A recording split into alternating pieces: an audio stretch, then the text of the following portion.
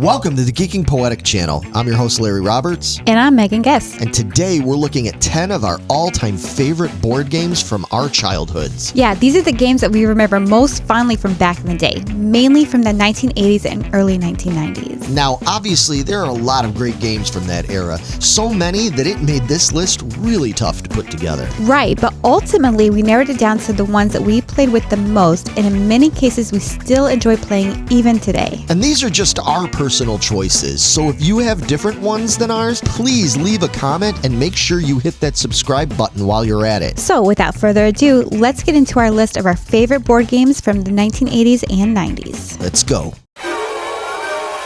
Coming up first is an all-time favorite of mine, none other than Crossfire from Milton Bradley. I had this game as a kid and I had such a blast playing this one, where you shoot the small little balls at the two small pucks, one shaped like a triangle and the other one like a star.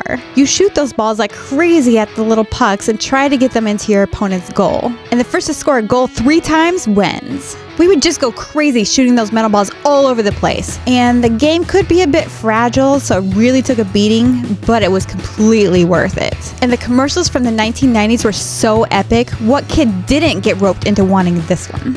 Crossfire! You'll get caught up in it.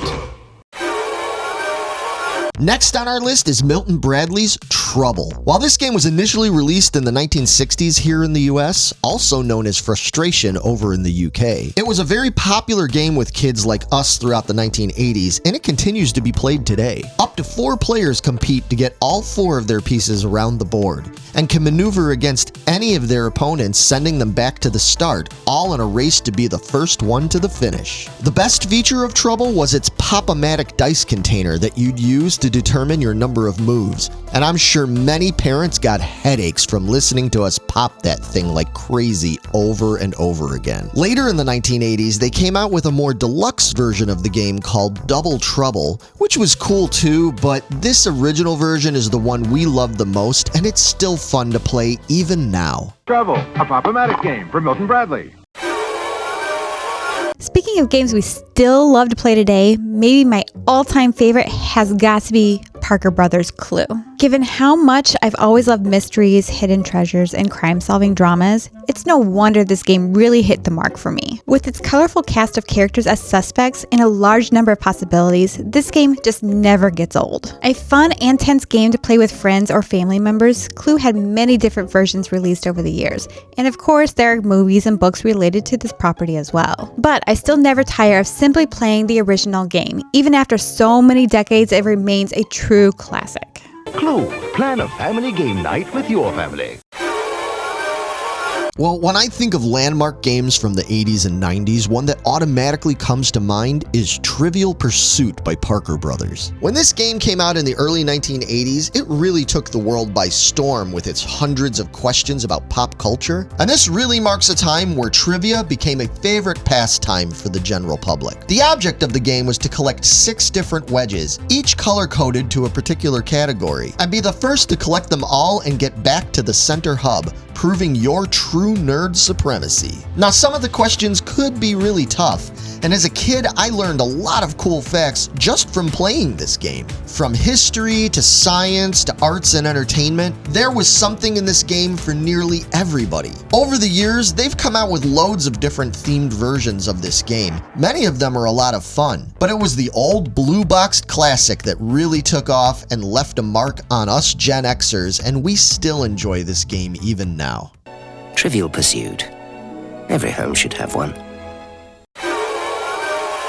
Well, while I've still got mystery games on the brain, I want to mention another favorite of mine that was none other than Mystery Mansion. Originally, this was released by Milton Bradley in 1984, the same year that Hasbro took over the company, and it was a lot of fun. But later, when Parker Brothers released the electronic version of the game, that was when I really got hooked. You had to read these small numbers off the various pieces of furniture as part of the gameplay, and let me tell you, that could be really tough reading all those tiny numbers. And if you lost that magnifying glass that came with the game, then forget it. But even so, this was a fun game.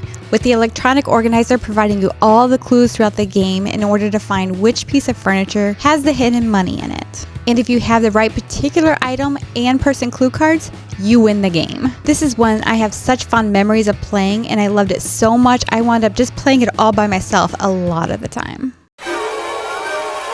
Well, one of the things that really hooks me when it comes to playing games is guessing games. And one of the classics that I grew up with was the game Guess Who, which was released in the US in the 1980s by Milton Bradley. This was just a two-player game, but I have very fond memories of playing this one with my stepbrother, and we would have fun for hours and laugh a lot as we tried to guess the identity of each other's chosen character. You ask questions about the character's hair or facial features or what they're wearing, and you try to deduce which character your opponent had picked. The characters on the cards were fun and sometimes silly looking, although sadly they were a bit limited back in the day. But thankfully they've since diversified the characters in the game in order to be more inclusive. And there have been various changes to the game over the years, but you can still buy the classic edition of the game today if you want. But either way, this is still a simple and fun game for two people to play on a rainy day. And it seems like it's still pretty popular to play even nowadays.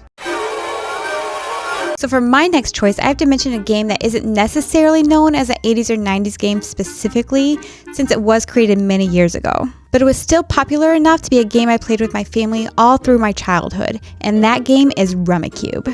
Since you can play up to 4 players at a time, it was a perfect game for my family to play when we were all together. It's a game that uses tiles and contains elements of other games like Rummy or Mahjong. And since it requires a fair bit of math, it was definitely a challenge for a young kid like me since I was terrible at math. But I would pay a lot of attention as they played and really learned how the game worked. And the goal of the game was to be the first player to have all of their tiles make a positive score, while the losers would get negative scores. It was challenging and required a lot of skill, but my memories of playing this one are very fond, so this definitely makes the list. Okay, so my next choice has very little to do with skill, but it was an awful lot of fun to play. It involved a lot of action, slamming down on levers, rattling marbles, and a theme song that still gets stuck in all of our heads all these years later. Playing Hungry Hungry Hippos. Hungry Hungry Hippos. Yep, I'm talking about Hungry Hungry Hippos. Milton Bradley introduced this game at the very end of the 1970s and scored a massive hit. You had 4 plastic hippos that were mechanized to eat little white marbles that spun around on the game board. And how many you got depended on how hard and how fast you could hit the hippo's levers. The player whose hippo collected the most marbles at the end of the game was the winner. But the ones who weren't winners, however, were the parents who were in the room when us kids were making an absolute racket, banging away at this game for hours. It might have been a chaotic and noisy game, but this was so much fun for so many of us kids back in the day. It's still remembered fondly by many of us Gen Xers, and I'm pretty sure it was enjoyed by many more kids for years afterwards. Hungry Hungry Hippos from Hasbro. My last choice for this list is truly a classic game that has entertained and frustrated millions of people over the years. And while it's one of the older games on this list, it was massively popular in the 80s and 90s, and it still is today. Of course, I am talking about the game Monopoly. Somehow I always got stuck being the banker, even though, like previously mentioned, I wasn't the greatest at math. And I swear I never shortchanged anyone. Well, anyhow, I'm sure most people watching this have played this game at least once or twice and know the thrill of traveling around the board, buying up all the properties, and trying to avoid paying all those damn taxes or going to jail. Seriously, how did I always wind up landing in jail so freaking much? It's so frustrating. But I love the little game pieces. My favorite was the doggy. And sometimes the game could go on and on for hours, but it never stopped being fun, and I still love it today. Nice. Well, for my final entry to our list, I had to go with what is probably the ultimate guessing game of them all. One that was both thrilling and infuriating. And that game for me was Battleship. When Milton Bradley came out with this game in the late 1960s, it really struck a chord with the public, as the cool game board design and 3D ship pieces really grabbed your attention the first time you saw it. And we quickly found out just how difficult it could be trying to locate your opponent's ships out in the ocean, especially that little one, which was always so damn tough to locate. In the 1980s, I remember seeing the commercials on TV all the time, and honestly, even if I lost a game, I just couldn't wait to exclaim, "You sank my battleship!" Later on, they developed the electronic version of the game, and honestly, this is one of those rare instances where I think I enjoy the electronic version even more than the original one. With its lights and sound effects, this was just one of the most fun games I ever played, and yeah, I still love playing it today, every chance I get. So that wraps up our 10 favorite board games from the 80s and 90s, the ones that we remember most fondly and we still love to play today. I'm sure there are a bunch of you out there who remember these and love them like we do, but there's also a bunch that we didn't mention that you might love even more than these. Yeah, so whether you agree or disagree with our choices, make sure you leave your comments and let us know what we forgot, or which ones we mentioned that you would have on your list as well. We'd love it if you could give us a like, as well as hit that subscribe button so that you can check out more of our stuff in the future. And you can check us out on Facebook at the Geeking Squad group, as well as on TikTok and Instagram. Thanks for watching, and we'll be back soon with more geeky stuff to talk about. Yeah, thanks. See you later.